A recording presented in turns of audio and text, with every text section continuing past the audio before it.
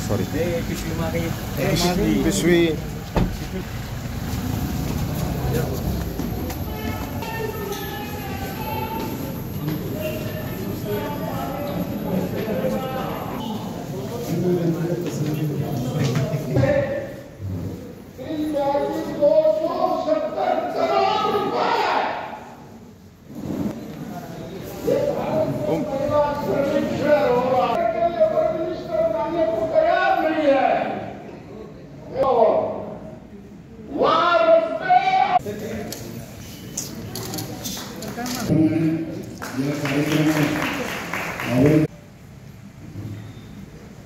और जब मैं इस प्रोजेक्ट का शिलान्यास करने आया था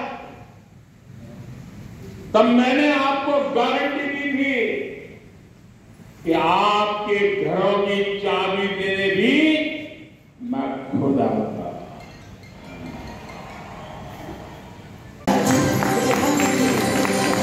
अमृत 2.0 योजनेअंतर्गत मंजूर कास पाणी पुरवठा योजनेद्वारे कास धरण ते सातारा 27 किलोमीटर गुरुत्वनलिका 16 MLD जलशुद्धीकरण केंद्र आणि 1 मेगावॅट जलविद्युत प्रकल्पाचा समावेश असून या योजनेतून सातारा शहरात गुरुत्व बलाद्वारे रोज 44 MLD पाणी उपलब्ध होणार असून त्यामुळे रुपये 4.5 कोटी वीज बिलाची बचत होणार आहे। त्यामुळे सातारा पाणी पुरवठ्याबाबत आत्मनिर्भर होणार आहे।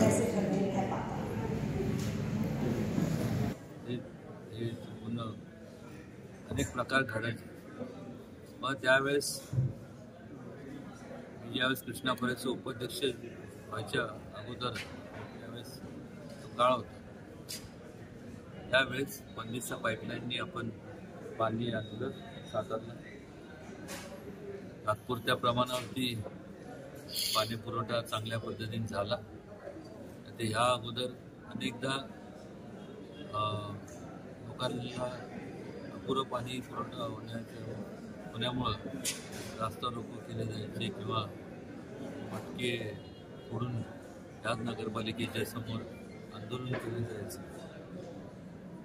आज मला आनंद वाटतो की जवळपास 2 वर्षाचा कालावधी गेला, कारण की कास धरणाची संपूर्ण जो परिसर आहे एखाद्या वेळेस फॉरेस्टची परवानगी मिळवणं हे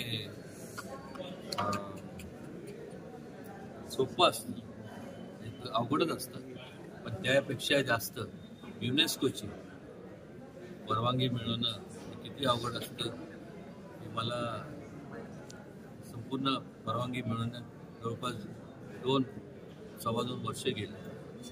आणि त्यानंतर मान्यता अमृत केंद्राच्या अमृत 2 योजनेच्या अंतर्गत आम्हाला मान्यता मिळाली। आदरणीय पंतप्रधान मोदीजींच्या वेळेस अनेकदा त्यावेळेस चर्चा झाली, त्यावेळेसचे जे हरदीप पुरी त्यावेळेस त्यांच्याशी पण चर्चा झाली आणि अमृत योजना त्यांनी मान्यता दिली। आज आपण जर पाहिलं तर जवळपास या दोन्ही योजना आहेत, जी उरमुडीवरनं येणारी जी शहापूर योजना असेल किंवा कनेरची योजना असेल, या दोन्ही योजना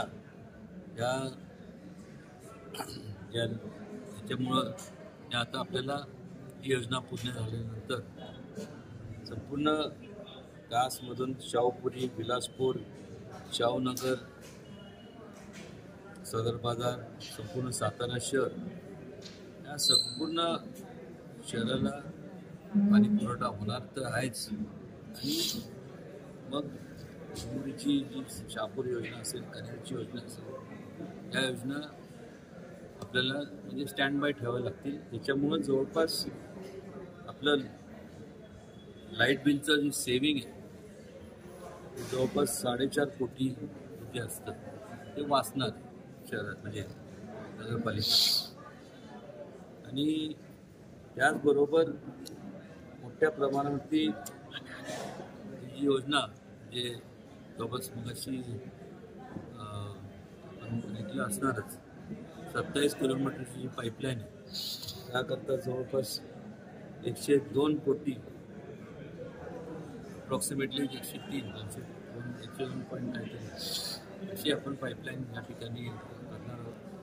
आणि या काळात जो पाणी निर्मिती 75 किलोवॉटची होती ती आता 1 मेगावॉट निर्मिती होणार आहे. म्हणजे त्यावेळेसच्या धरणात आणि आत्ताच्या धरणाची त्यावेळेस 0.05 TMC क्षमतावरचं धरण होतं. आता तेच धरण 0.5 TMCचं होणार आहे झालं आहे. त्यामुळे 10 पटीने आज या पाणी पुरवठा म्हणजे पाण्याचा साठा झालेला आहे. आणि भविष्य काळात कुठल्याही प्रकारे संपूर्ण सातारा नागरिकांना कुठल्याही परिस्थितीत पाण्याचा कमतरता येऊ नये याची दक्षता घेण्यात आली. या